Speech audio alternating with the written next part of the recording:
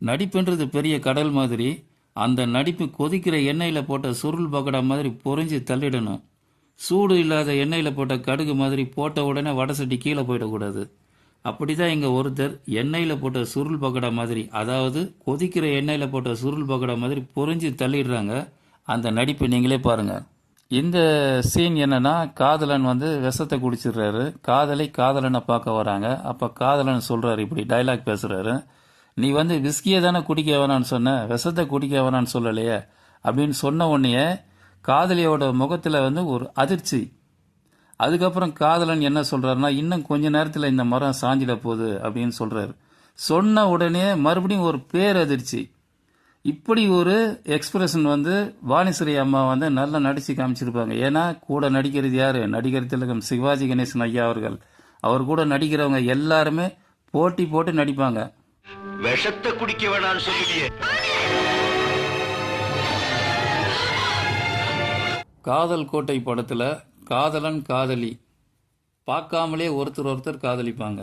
பேர் தெரியும், ஊர் தெரியும், ஒருத்தரோட முகம் இன்னொருத்தருக்கு தெரியாது. இந்த சூழ்நிலையில காதலி ஒரு சொட்டர் பண்ணி காதலனுக்கு பார்சல் மூலமா அனுப்பி வைப்பாங்க. சில மாதங்களுக்கு பிறகு காதலனை தேடி சென்னை வந்துடுவாங்க. ஆனா பாருங்க, சந்தர்ப்பம் சூழ்நிலையால நல்ல மழை பெஞ்சிக்கிட்டு இருக்கும். காதலனோட ஆட்டோவில் தான் சென்னை முழுக்க தேடுவாங்க காதலனை. ஆனால் கூட இருக்கிறது தான் தேடுற காதலன் தான் அப்படின்னு தெரியாது. காதலனுக்கும் தன்னோட காதலி தன் கூட தான் இருக்காங்க அப்படின்ற விவரமும் தெரியாது. ஒரு கட்டத்தில் ஆட்டோ நின்றுடும். இந்த நேரத்தில் ஆட்டோ விட்டு காதலி வெளியே இறங்கி நிற்பாங்க. அந்த நேரத்தில் ஒரு பைக் ஒன்று வேகமாக போகும். சேறு கலந்த தண்ணி மேலே போகும்போது அந்த சேறு கலந்த தண்ணி காதலியோட ட்ரெஸ் முழுக்க பட்டு நனைஞ்சிடும்.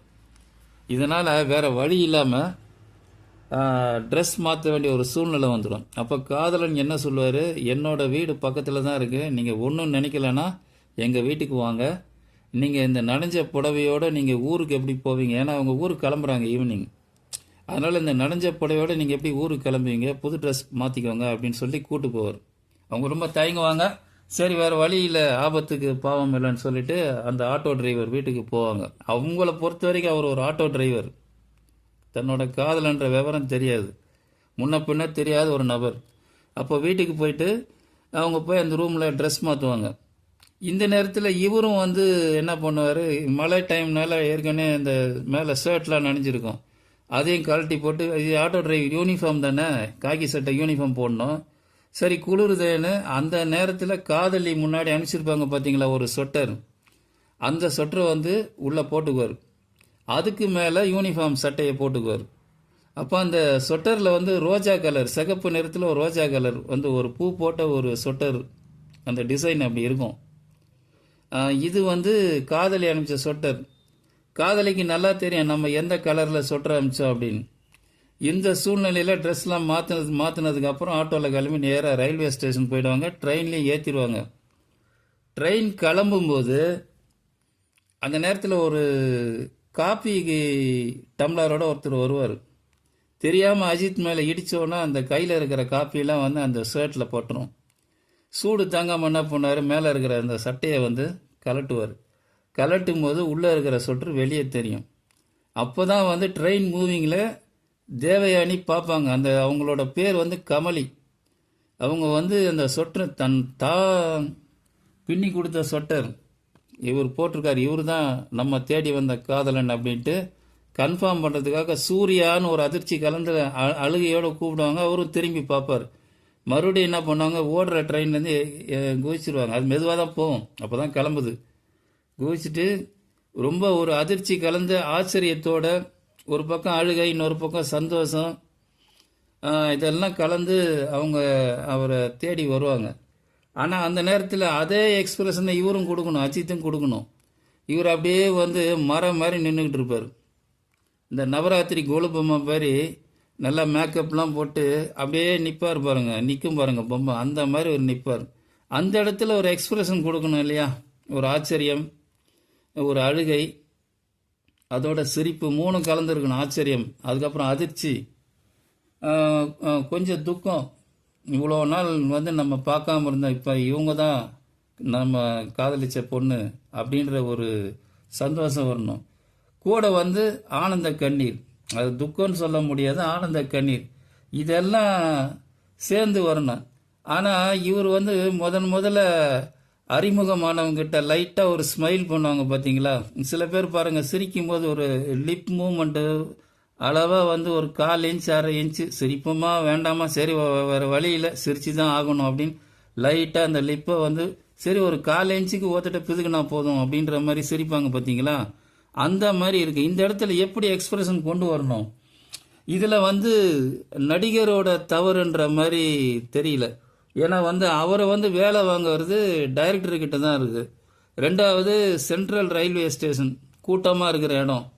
அந்த இடத்துல வந்து இவங்க வந்து ஒரு டைமிங் கேட்டு வாங்கியிருப்பாங்க, இந்த பிளாட்ஃபார்மில் நாங்கள் வந்து ஷூட்டிங் எடுக்கிறோம் அப்படின்னு. ஸ்டுடியோனா எத்தனை முறை வேணால் டேக் போகலாம்.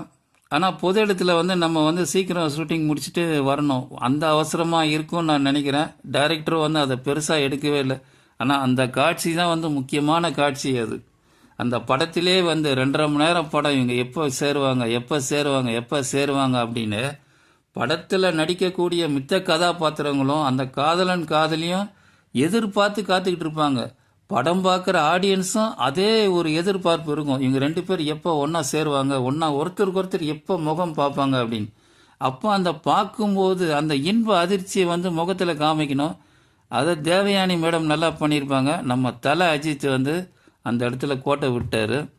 சரி, இது வந்து நம்ம டைரக்டரோட தவறுன்னு தான் எடுத்துக்கணும். தலை ரசிகர்கள் கோச்சிக்கூடாது. ஏன்னா இந்த இடத்துல நம்ம வந்து தவறை வந்து சொல்லி காமிக்கணும். அதை தாண்டி எவ்வளோ படம் நல்லா பண்ணியிருக்காரு அஜித் சார், நம்ம இல்லைன்னு சொல்ல முடியாது. இந்த இடத்துல வந்து அவர் சரியாக பண்ணலை அப்படின்றது என்னோட கருத்து.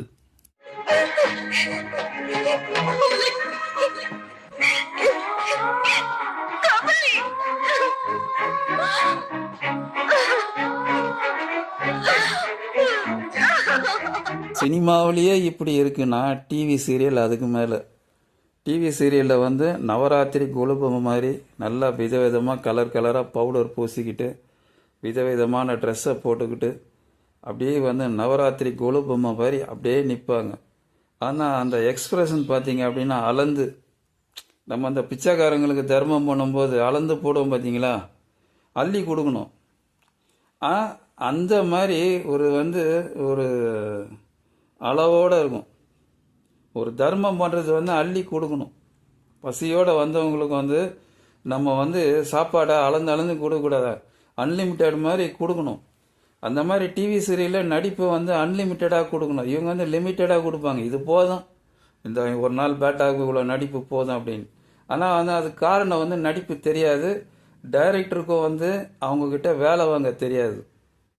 ரெண்டாவது, டிவி சீரியல் யார் பார்க்குறாங்க அப்படின்னா ஆண்களை விட பெண்கள் தான் அதிகமாக பார்க்குறாங்க. நம்ம வீட்டுக்கு போகும்போது பசியோடு போயிருப்போம். ஆனால் டிஃபன் கிடைக்காது. வேணும் அப்படின்னா இப்போ ஒரு தோசையோ இல்லை உப்புமாவோன்னு நம்ம தான் செஞ்சு சாப்பிட்ணும். ஏன்னா அங்கே டிவி சீரியல் ஓடிக்கிட்டு இருக்கோம். குடும்ப தலைவி அந்த டிவி சீரியல் ரொம்ப இன்ட்ரெஸ்டாக பார்த்துக்கிட்டு இருப்பாங்க. அந்த நேரத்தில் போய் பசிக்குது சோறு வை அப்படின்னா மூஞ்சி மேலே ஒன்று வைப்பாங்க. அதுதான் பெரிய பெரிய பெரிய குடும்பத்தில் நடக்குது. மூஞ்சி மேலே வைக்கிறது உதயம் விழும், வார்த்தை சொல்லும் விழும். அதனால் எதுக்கு வம்பு அப்படின்னு பேசாமல் வந்து சரி நம்மளால் முடிஞ்சது ஒரு காஃபி தான் அப்படின்னு காஃபியை போட்டு குடிச்சிட்டு பேசாமல் இருப்பாங்க. இவங்க எப்போ டிவி சீரியல் பார்த்து முடிச்சுட்டு வராங்களோ அப்போ தான் வந்து குடும்ப தலைவனுக்கு சாப்பாடு, அப்போ தான் அவர் பசியாற முடியும். அது வரைக்கும் அவர் பொறுமையாக வந்து இருப்பாங்க. சில பேர் சண்டை போடுறவங்க இருப்பாங்க. இது தினம் வந்து ஒவ்வொரு குடும்பத்தில் நடக்கிறது தான். இருந்தாலும் வந்து டிவி சீரியல் வந்து கொடி கட்டி தான் பிறகுது. ஏன்னா வந்து இதை அதிகமாக பார்க்குறவங்க பெண்கள் தான். என்னால் வந்து எல்லா குடும்ப தலைவியும் இமேஜ் நம்ம காமிக்க முடியாது. எனக்கு தெரிஞ்சு ஒரு சில குடும்ப தலைவிகளோட இமேஜ் நான் போடுறேன். இவங்கெல்லாம் இருக்கிற வரைக்கும் டிவி சீரியல் இன்னும் 2000 வருஷத்துக்கு நல்லா ஒன்றுமே செய்ய முடியாது. போயா, நல்லா இருந்துட்டு போயா, எங்கே இருந்தாலும் நீ நல்லா இருக்கியா.